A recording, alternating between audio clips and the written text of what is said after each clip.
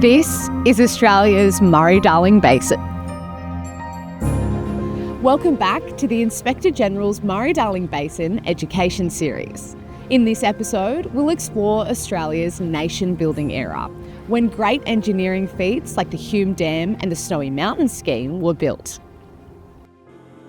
This was the first half of the 20th century, a time when the Commonwealth Government was focused on developing infrastructure to better control the flow of water in basin rivers and to rebuild Australia's economy after World War I.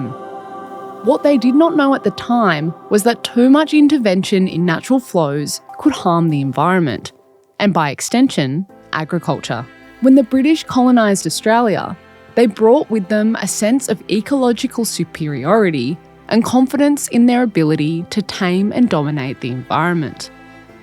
But the harsh reality was that this land and its climate were very different to that of England.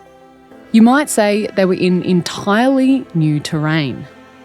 Some academics argue that the lack of knowledge about the variable and often extreme Australian climate contributed to a mindset that harnessing the rivers could reduce the impact and even the occurrence of droughts and floods.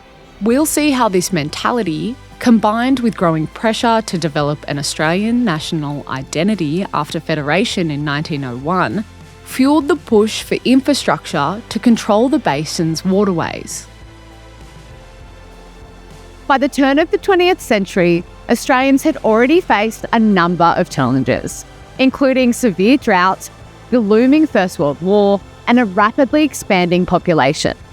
Crucially, it was at this point that the Commonwealth Government started to focus on national development projects.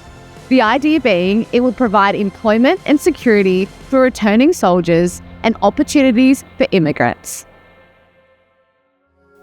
While it might at first seem unrelated, one of the most important pillars of nation building is the availability of water to sustain a growing population. Following several droughts over the second half of the 19th century, water storage was seen as imperative. The high flows of water in winter and spring could be stored for use in the summer and drier months. This would mean a year-round supply of water for human consumption and irrigation.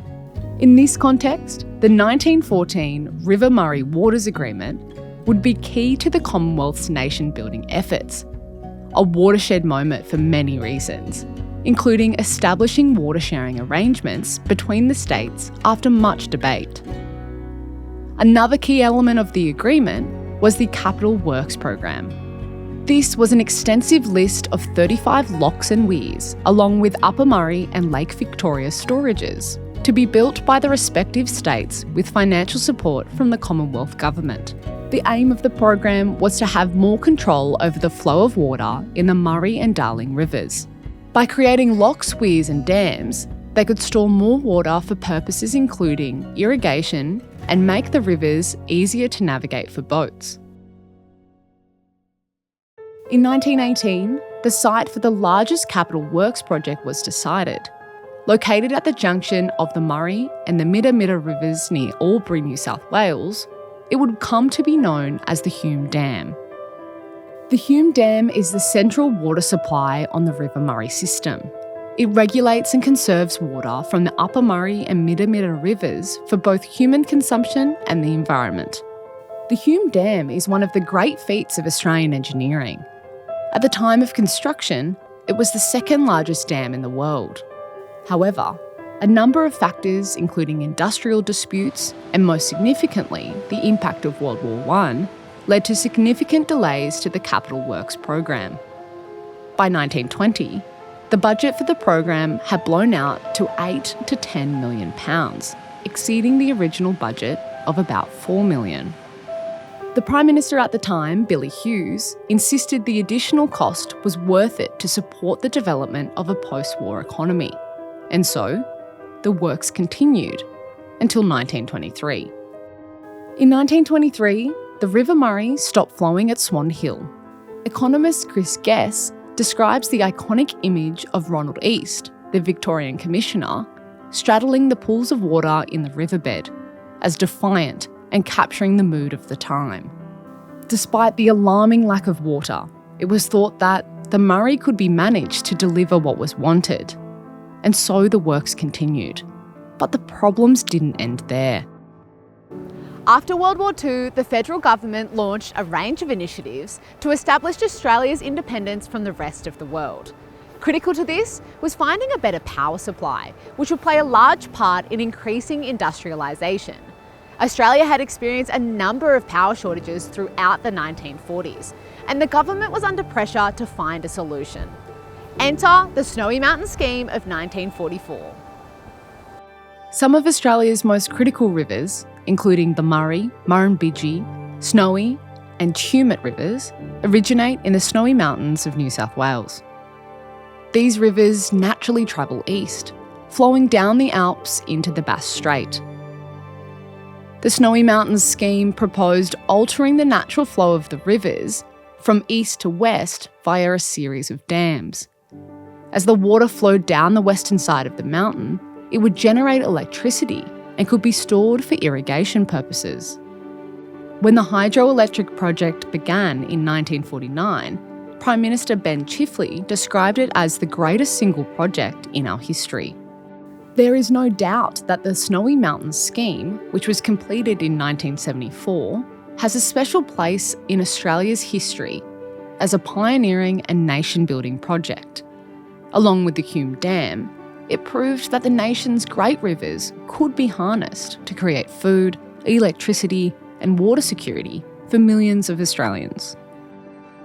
But by the late 20th century, problems that had lain dormant in the Basin's rivers for decades began to emerge. There was evidence that the River Murray had a big problem. Its waters were harbouring an abnormal amount of salt. While salt is naturally found in river systems, high levels can significantly impact riverine ecosystems and agricultural productivity. Long periods of high salinity can kill plants and animals and prevent farmers from growing crops. It can also have an impact on local towns. For the people of Adelaide, it meant salty household water and limited hot water due to the rusting of pipes. In 1967, a survey was conducted to determine the cause of the problem. It took more than 2 years to complete, but eventually the verdict was in. The report found that half of the salt inflow to the River Murray was from man's activities, of which the greatest source was the established irrigation schemes. The advances in irrigation and agriculture and the great infrastructure projects of the 20th century had bolstered food, water and energy security for millions of Australians. But nature would have the last word. Interventions such as dams, locks and weirs had increased the amount of salt in the water. The natural flow, which would usually flush this salt away, had been interrupted for too long. What would it take to find the balance between nature and progress?